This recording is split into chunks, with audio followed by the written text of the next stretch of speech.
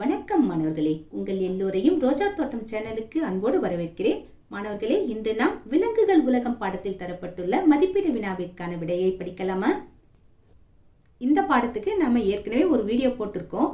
முன்னாடி கொடுத்திருந்த பாடத்துல நிறைய கேள்வி கேட்டிருந்தாங்க. அதுக்கேற்ற மாதிரி அந்த வீடியோவை போட்டோம். ஆனா இப்ப கொடுத்திருக்கிற இந்த புதிய பதிப்புல ஒரே ஒரு கேள்விதான் கேட்டிருக்காங்க. அதனால இந்த வீடியோவை போடுறோம். சரிங்களா? முதலில் கற்பவை கற்ற பின் விலங்குகள் தொடர்பான பழமொழிகளை திரட்டி வருக. எடுத்துக்காட்டுக்கு அவங்க என்ன கொடுத்துருக்காங்கன்னா, புலி பசித்தாலும் புல்லை தின்னாது, இந்த மாதிரி ஒரு பழமொழியை கொடுத்துருக்காங்க.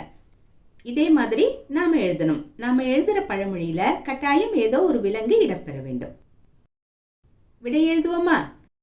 நாய் வாலை நிமிர்த்த முடியாது. நாய் வந்துடுச்சா?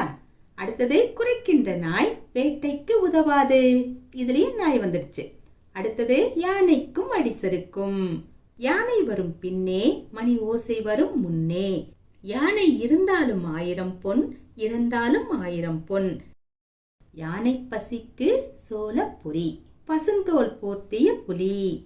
புலிக்கு பிறந்தது பூனையாகுமா? பார்த்தால் பசு, பாய்ந்தால் புலி. கழுதைக்கு தெரியுமா கற்பூர வாசனை? பனங்காட்டு நரி சலசலப்புக்கு அஞ்சாது. எலிவலையானாலும் தனிவலை வேண்டும்.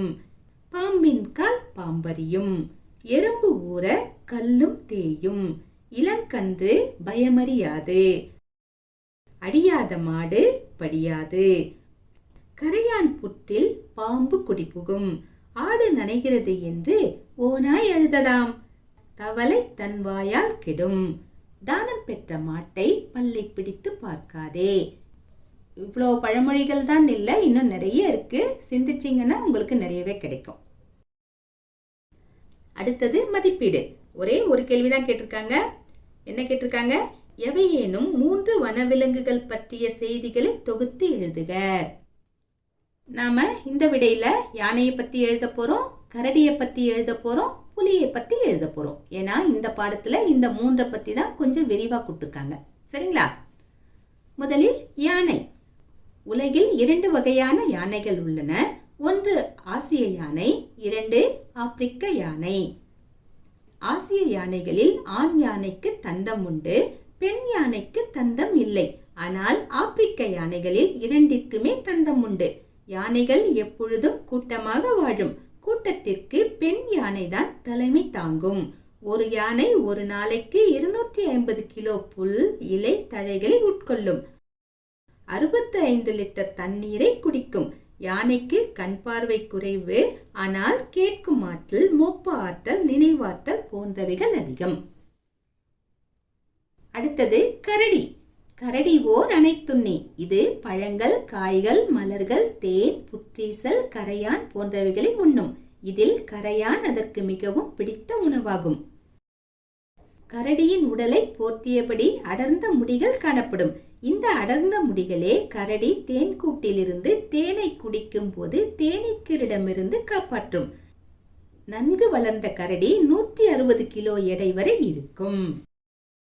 அடுத்தது கடைசியா புலிய பத்தி எழுத போறோம். புலி. புலி ஒரு காட்டின் வளத்தை குறிக்கும் குறியீடு.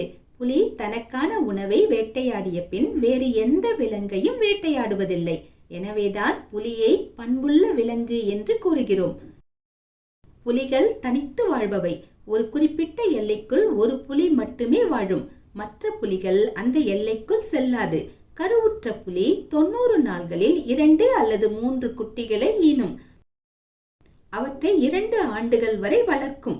அவை வேட்டையாட கற்றவுடன் அவற்றுக்கான எல்லைகளை பிரித்து கொடுத்து தனியாக அனுப்பிவிடும். நீளம், உயரம், பருமன், எடை, பலம், வேட்டைத்திறன் ஆகிய அனைத்திலும் சிங்கத்தை விட புலியே உயர்ந்தது. எனவேதான் இயற்கை விஞ்ஞானிகள் புலியையே காட்டு அரசன் என்கிறார்கள். மாணவர்களே, இன்று நாம் விலங்குகள் உலகம் பாடத்தில் தரப்பட்ட மதிப்பீடு வினாவிற்கான விடையை பார்த்தோம். நாம் வேறு பாடத்தோடு மீண்டும் சந்திக்கலாம். டாடா, பாய்.